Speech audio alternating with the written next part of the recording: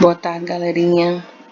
Vozes verbais. O que seriam as vozes do verbo, né? Como diz aí, ação, né? Vamos lá. Nas vozes verbais podem ser ativa, passiva e reflexiva. Ativa, quando o sujeito pratica a ação verbal. Passiva, quando o sujeito sofre a ação verbal. E a reflexiva é quando o sujeito pratica e sofre a ação, ou seja, faz os dois ao mesmo tempo. Na voz ativa, temos aqui um exemplo, a torcida aplaudiu a seleção brasileira. Então, qual o verbo da frase? Aplaudiu. Então, essa ação, certo? Quem realizou? Quem foi que aplaudiu a seleção brasileira? A torcida. Quem é o sujeito? A torcida. Então, a torcida que realizou a ação. Já na voz passiva, o sujeito é paciente, ou seja, ele espera receber aquela ação, que é praticada pelo sujeito. A seleção brasileira foi aplaudida pela torcida. E se você observar, você tem o verbo foi aí, né? O verbo do ser estar. Sempre junto de aplaudida, ida, idear, particípio, certo?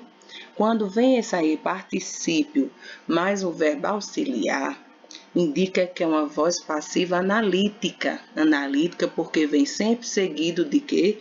De particípio. Já na voz passiva sintética, certo?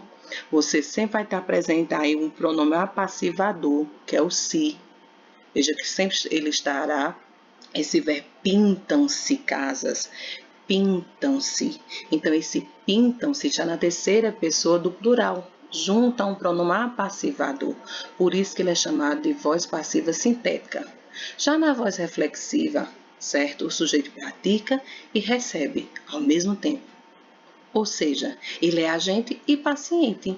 O menino feriu-se na perna. Veja aí, feriu-se na perna. Então, ele mesmo fez a ação de se cortar. Correu um exemplo, né? Ele correu e se cortou. Indicam a relação entre o sujeito e a ação, expressada pelo verbo. Mais exemplos aí para vocês, ó. A ação é praticada pelo sujeito. A mãe penteou o menino. Voz ativa, penteou. A ação é sofrida pelo sujeito. O menino foi penteado pela mãe.